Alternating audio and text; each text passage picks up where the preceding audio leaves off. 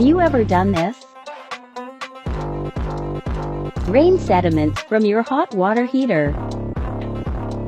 You should do it once a year.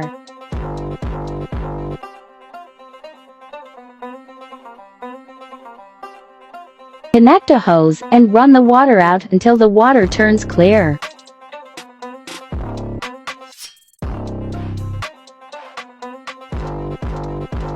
This removes the sediment buildup near the bottom of the tank.